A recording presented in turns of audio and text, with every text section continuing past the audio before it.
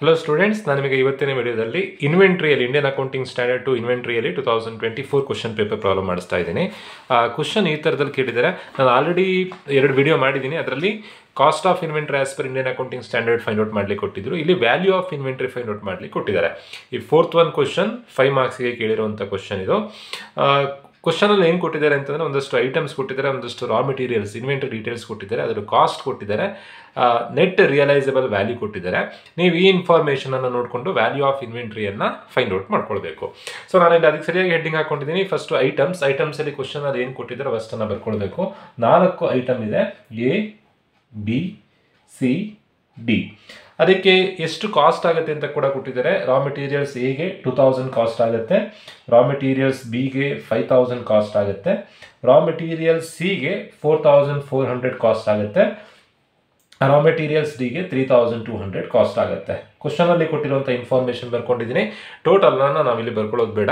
Then net realisable value, ಇದನ್ನು ಕೊಡದೇ ಇದ್ದರೆ ಮಾತ್ರ ನಿಮಗೆ ಪ್ರಾಬ್ಲಮ್ ಸ್ವಲ್ಪ ಡಿಫಿಕಲ್ಟಿ ಇಲ್ಲ, ಅದು ಈಸಿ ಇದೆ. ನೆಟ್ ರಿಯಲೈಸಬಲ್ ವ್ಯಾಲ್ಯೂ ಕೊಡದೇ ಇದ್ದಾಗ ನೀವೇನು ಮಾಡಬೇಕು ಅಂತಂದರೆ ನೀವೇ ನೆಟ್ ರಿಯಲೈಸಬಲ್ ವ್ಯಾಲ್ಯೂವನ್ನು ಫೈಂಡ್ ಔಟ್ ಮಾಡ್ಕೊಳ್ಬೇಕು.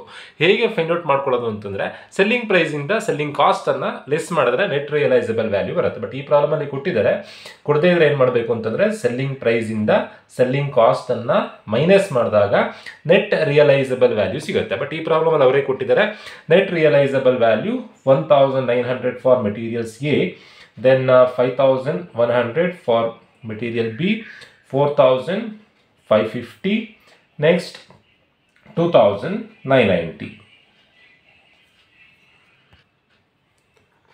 ನಾವು ಇಂಡಿಯನ್ ಅಕೌಂಟಿಂಗ್ ಸ್ಟ್ಯಾಂಡರ್ಡ್ 2 ಪ್ರಕಾರ ವ್ಯಾಲ್ಯೂ ಆಫ್ ಇನ್ವೆಂಟ್ರಿ ಹೇಗೆ ಫೈಂಡ್ ಔಟ್ ಮಾಡ್ಕೊಳ್ಬೇಕು ಅಂತಂದರೆ ಕಾಸ್ಟ್ ಮತ್ತು NRV ಅಲ್ಲಿ ಯಾವುದು ಲೀಸ್ಟ್ ಇರುತ್ತೋ, ಯಾವುದು ಕಮ್ಮಿ ಇರುತ್ತೋ ಅದನ್ನು ಕನ್ಸಿಡರ್ ಮಾಡಬೇಕು.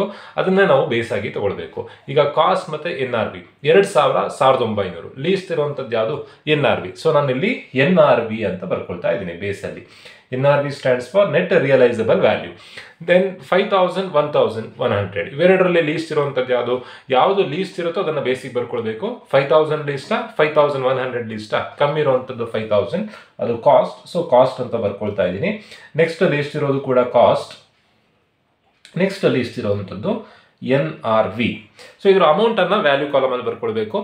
ಫಸ್ಟ್ NRV ಅಮೌಂಟ್ ಎಷ್ಟಿದೆ 1900, ಕಮ್ಮಿ ಇರುವಂಥದ್ದು NRV ಅಮೌಂಟ್ 1900. ನೆಕ್ಸ್ಟ್ ಕಮ್ಮಿ ಇರುವಂಥದ್ದು ಕಾಸ್ಟ್ ಅಮೌಂಟ್ ಎಷ್ಟಿದೆ ಅಂತಂದರೆ 5000. ನೆಕ್ಸ್ಟ್ ಕಮ್ಮಿ ಇರುವಂಥದ್ದು ಕಾಸ್ಟ್ ಅಮೌಂಟ್ ಎಷ್ಟಿದೆ ಅಂತಂದರೆ 4400. ನೆಕ್ಸ್ಟ್ ಕಮ್ಮಿ ಇರುವಂಥದ್ದು NRV ಅಮೌಂಟ್ 2290. ಇವಿಷ್ಟನ್ನು ಆ್ಯಡ್ ಮಾಡಿದಾಗ ಬರುವಂಥ ಆನ್ಸರೇ value of inventory. 1900 plus 5000 plus 4400 plus 2990 ಮಾಡಿದಾಗ ಬರುವಂಥ ಆನ್ಸರ್ 14290. ಇದೇ final answer value of inventory. Very easy problem. Net realisable value ಕೊಡದೇ ಇದ್ದಾಗ selling price minus selling cost ಮಾಡಿದ್ರೆ ನೆಟ್ ರಿಯಲೈಸಬಲ್ ವ್ಯಾಲ್ಯೂ ಸಿಗುತ್ತೆ. ಅದೊಂದನ್ನು ನೀವು ನೆನ್ಪಿಟ್ಕೊಳ್ಬೇಕು. ಹೋಪ್ ಎಲ್ರಿಗೂ ವಿಡಿಯೋ ಅರ್ಥ ಆಗಿದೆ ಅಂತ ಅನ್ಕೊಳ್ತಾ ವಿಡಿಯೋ ಮುಗಿಸ್ತಾ ಇದ್ದೀನಿ. Thank you.